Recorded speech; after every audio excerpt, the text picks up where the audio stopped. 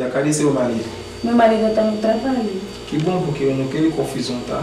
Mas confusão por quê? Eu estou na casa dele. Esse é errado, sabe? Não, meu marido não vai vir agora, não. Então, beleza. O que você tem aqui boa para jantar?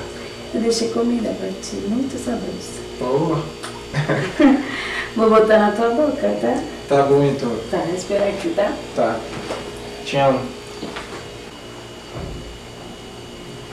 Gostou? Muito bom, amor. Eu fiz pra ti, amor. Ah, beleza. Onde você tava que não tinha vindo pra cá? Eu... Que é isso? Amor, calma. O que ele tá fazendo aqui? Calma, amor. Tá bom, sem problema. Calma, amor. Vou matar ele. Não vai não, amor. Calma. Vou matar Calma. ele. Meu Deus. Meu Deus, o que eu vou fazer agora? Vou matar ele. Amor, calma. Calma, vou matar. Por favor, calma, amor. Toma comida, amor. Pode cozinhar, amigo. Oh, meu Deus.